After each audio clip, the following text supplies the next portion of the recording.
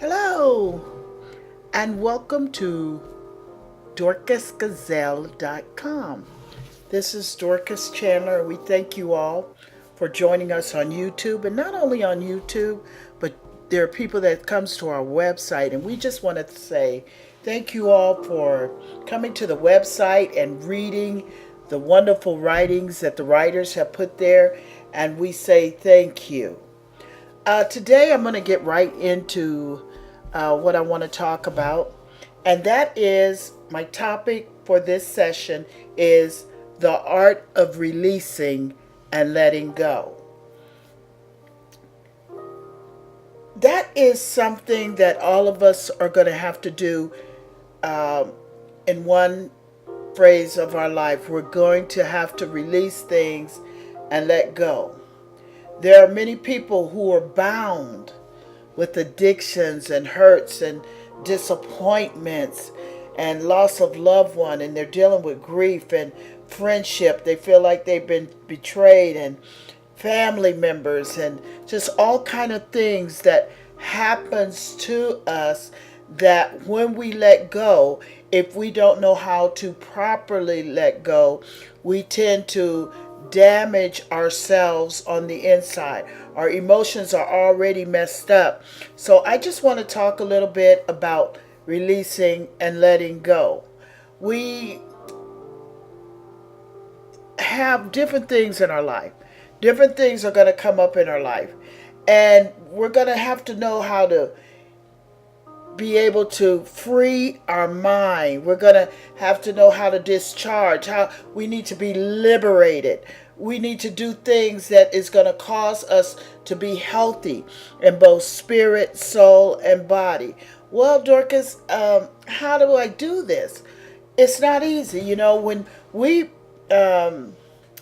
get a certain mindset or we're used to a certain behavior, we will normally do those things over and over. And some of the things that are entrapping us are things that it's just a pattern in our life.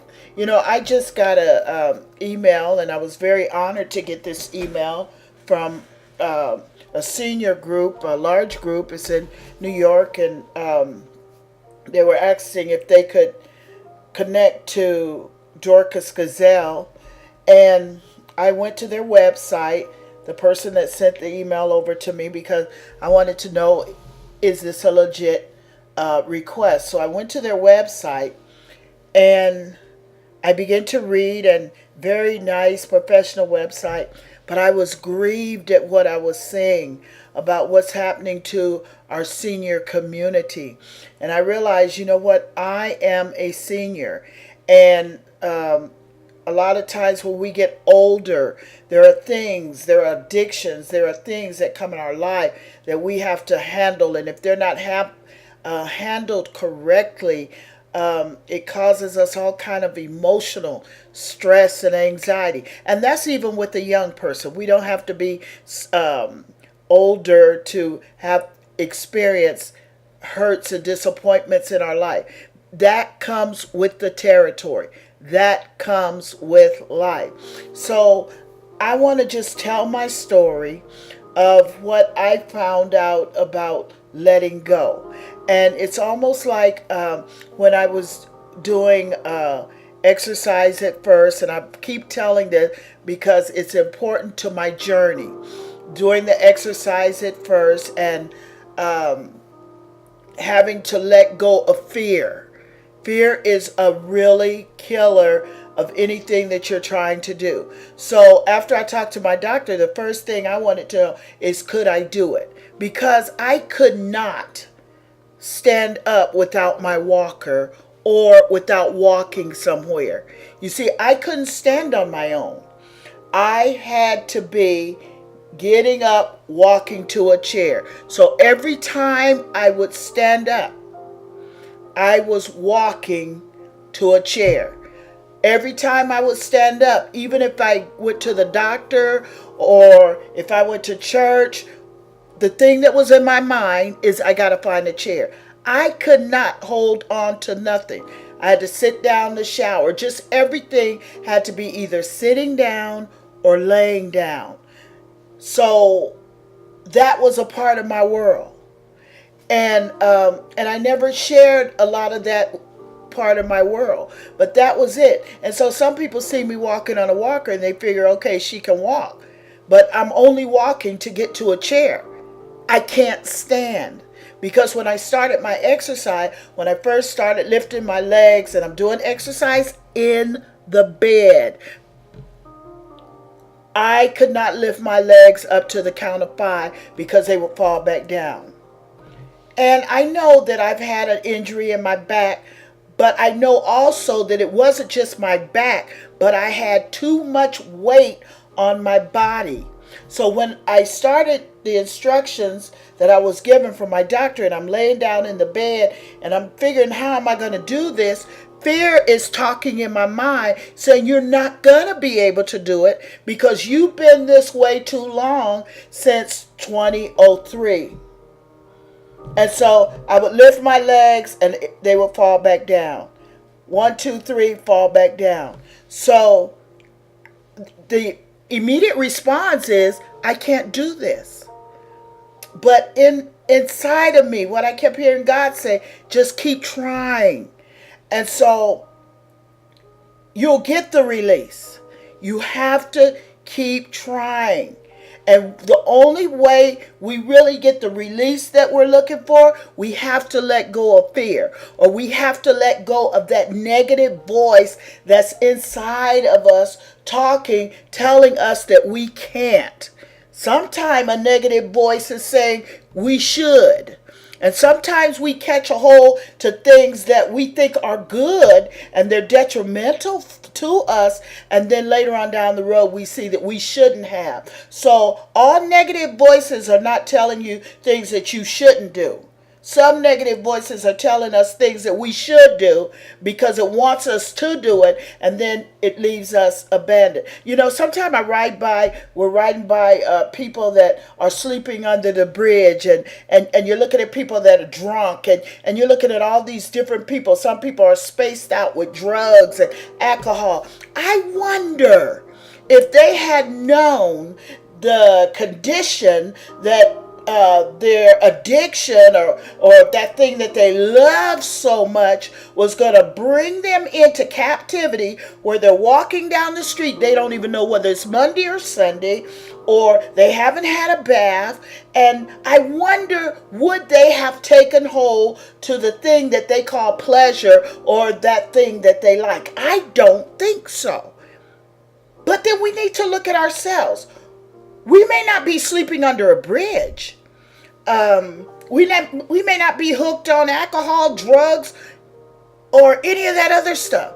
But what about toxic thinking? What about like fat under the skin that's toxic? And then all of a sudden the impurities start coming out.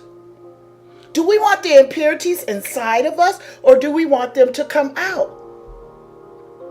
And so this has been my story, because we have to understand that life is life. And yes, there are things that happen. And when they happen, and our mind just keep going and going and going over the same thing, over the same thing, over the same thing, it's just like a recorder. We need to examine what we're thinking about. I keep saying that. I said it on the last recording. My dad, I was talking to him. I said, we're talking when we're not talking. So now I'm cognizant of that. I'm aware of my thinking. And sometimes my thinking, I'm telling you the truth, it is so dead wrong. I say, Dorcas, knock it off. You don't even know what you're talking about. You don't even know where your mind is leading you. And sometimes we could spend the whole day having a conversation with ourselves, because I'm a senior and I live by myself, so who else am I going to talk to? So you start thinking all these things. One person do one thing, and you're looking at them and wondering why they did that. Yeah, they did that because of this. And we got all these negative voices in our head. And 9 times out of 10, it's a learned behavior. It's something that we've always did, and it's been okay. It has to catch up with us.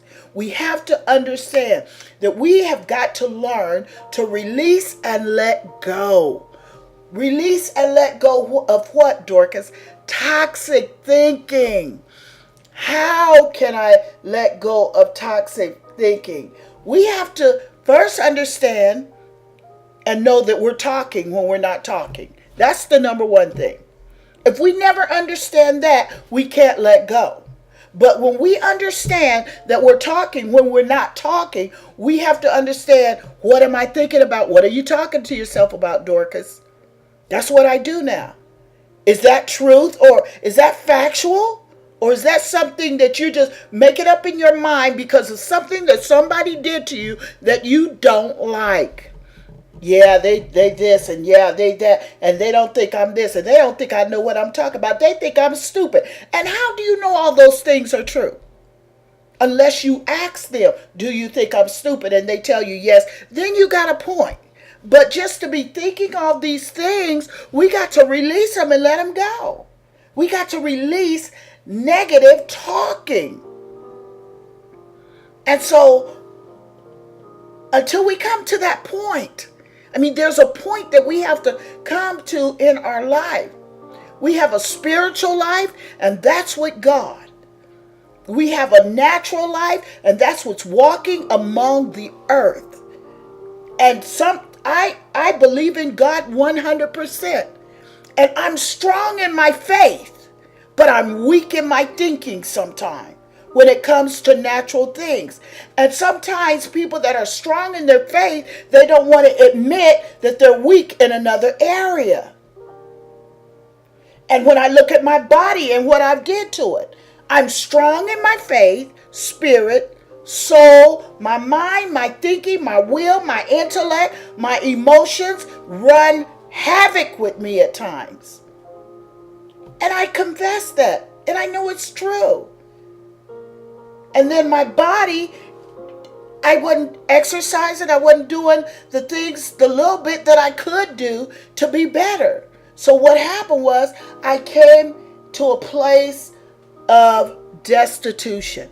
And when we come to a place of destitution and we're trying to release something, 9 times out of 10, if we don't understand that we're talking when we're not talking, if we don't understand that we got negative voices, not only negative voices, but you can have negative influence. You can have people around you that don't care. They don't care whether you make it or not. But the first person that has to care is you. And sometimes when we're releasing stuff, especially when it comes to people that we know that are toxic, they're no good for us. What happens?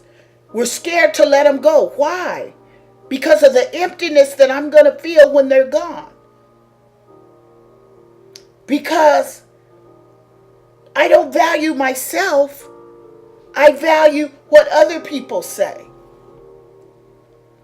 And when we don't place value on who God has made us, then a lot of times we go down the wrong road. So this is why people pick up drugs and they pick up alcohol and they start drinking. Oh, just a little bit. Oh, just a little drug. Oh, just a little bit of that and a little this. And the next thing you know it, they're alcoholics. They're addicted. Then there's some of us that have picked up food and oh, I can eat this. We get on this regimen. We say we're gonna be healthy. We're gonna eat right. And then the next thing we know, we're listening to these negative voices, and they say, "Oh, go ahead and eat that." You need a free day, and before you know it, you're having more free days than days of discipline. So we have to watch our thinking, because when you have more free days than you have of discipline, you're slipping right back into where you came from. I did that with my exercise. I did it for 3 days, and I was wondering why I couldn't sleep. And the reason why I couldn't sleep is because I'm used to doing my exercises at night. But I thank God that He's with me, and I told Him to never let me forget where I come from for 400 pounds. And so when I couldn't sleep, that was really a sign. The next night, I'm like, why can't I sleep? Because you're not doing what you were doing in the beginning. You got to keep going. And I said, God, I thank you. And I got up and I started doing my exercise, I kept eating. I want to say something about eating also. It's just, and this is what I want to say. It's not always that you're overeating, because that wasn't my problem. My problem was I wasn't eating enough. My body was in starvation. So whatever I put in my body, it stayed there and it turned to fat. Now, what caused me to do that? Now I really understand. I had lost the people that meant the world to me. I had lost my mom and my dad. My dad was my security. I knew that if anything happened to me in this world, he would protect me. But what happens when we place our security in people instead of in God is that we will ultimately become discouraged, despondent, don't know what to do, and entrapped in our mind. Because you know what? People are people, and they're leaving here. I'm leaving here. You know, we say we're dying. I think I said it on the last one also. We say we're dying, and but I don't think we really believe it. But you know what? We're really dying. And there's another generation coming behind us. So that's why it's so important when I hear parents telling me now that they're training their kids that this is the way you need to eat. That is simply a blessing. Because a lot of us that are older now is because, and the reason why we're in the shapes that we're in now is because we've been trained to eat a certain way. And we think that's the way you should eat. But I'm telling you, after I start eating a different way, there are things I don't want. The taste buds change in your mouth. So we have to release things and let them go.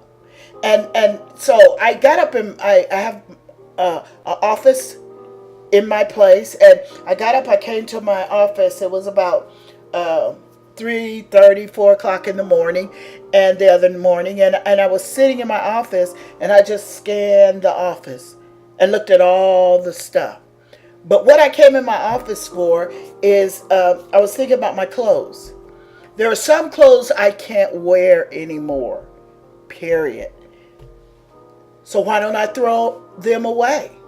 Some of them, really, if you know me, probably you don't know me, I can wear the same thing over and over as long as it's clean until Jesus comes. Really, I'm not a clothes person. But some of my clothes that I wear around the house, they have so many holes in them. But I'm comfortable. There's nobody here but me. But this is what I'm saying. It was just like I'm laying in there. Now you need to release those clothes and let them go. Well, why? So you can move to the next level. And that's what I heard.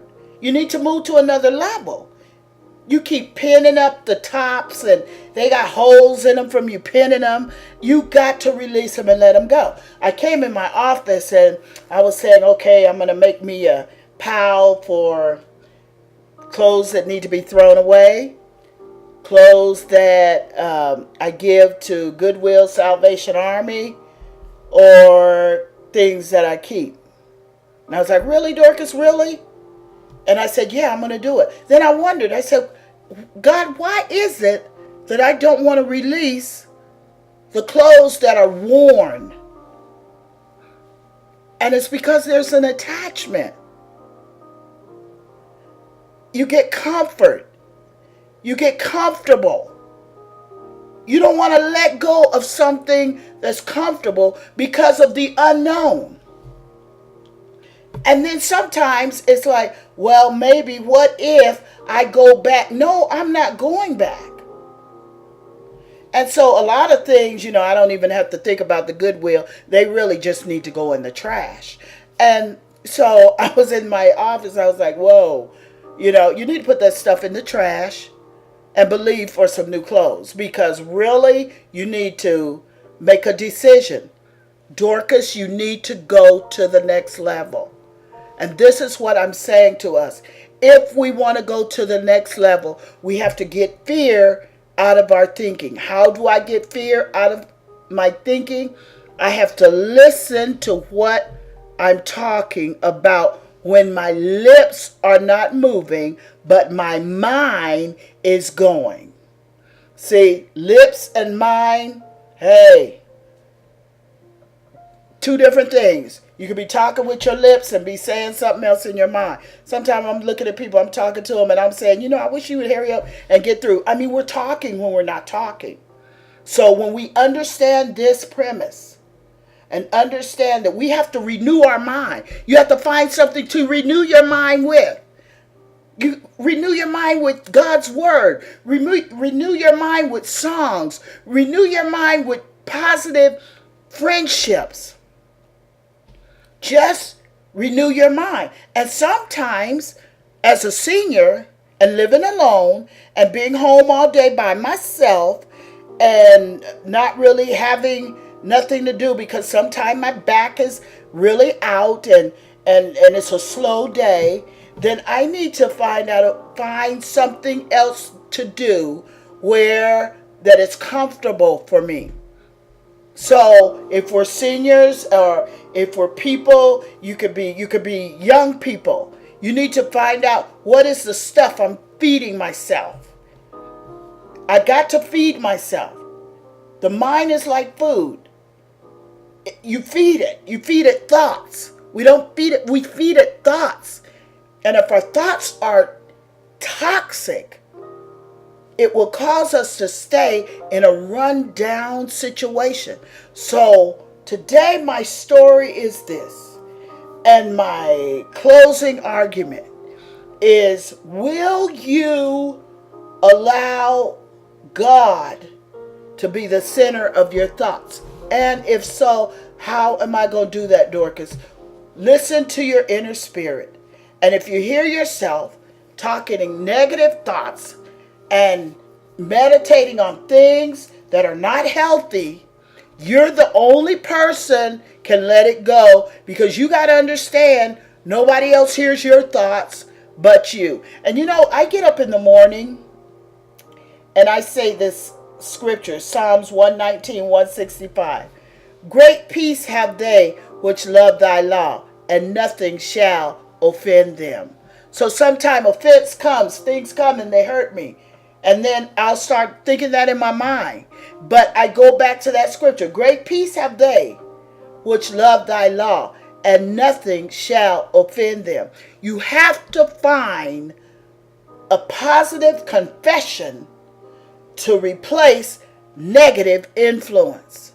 And when we do that, we can let go, by God's help and God's grace, of negative influences and the things that are trying to hold us in bondage. Because, hey, you're not supposed to be in bondage. You are not a slave to your thoughts and your meditation. No, you're not. Really? You're not. Because you know what? You're listening to this. And you know what? We're going to be free. We just have to keep working at it. It ain't going to happen overnight. Maybe for you it will. I don't know. But I'm telling you, I'm still working on it. Because I can think some really raunchy thoughts. But God is helping me. Why? Because I'm spirit, soul, and body. What does that mean? I rely on the Spirit of God to help me now control my thoughts and realize that I'm not my own. Dorcas, you need to bring all your thoughts into captivity. You need to really research and say, okay, what are you thinking, Dorcas? Look at here. And I'm telling you, somebody can say something positive to us, and I'm gone after that. Somebody can say something positive to you, and 9 times out of 10, you won't even remember it. Somebody can say something negative to you or do something negative to you, and you can think about it for days. Why is that? Because we have trained our mind to feed off of negative influences. Hey, I hope you got something out of this, and I thank you all for coming to the website. I thank you for standing with me, loving on me as I continue my weight loss journey. Such great people have God placed around me. And I am so, so, so grateful to God for all the things that He's doing, for He's keeping me in the race. And I'm glad about that. So you all have a blessed day. And I pray that God blesses your family and He watches over you and protect you, is my prayer. This has been Dorcas Chandler from DorcasGazelle.com.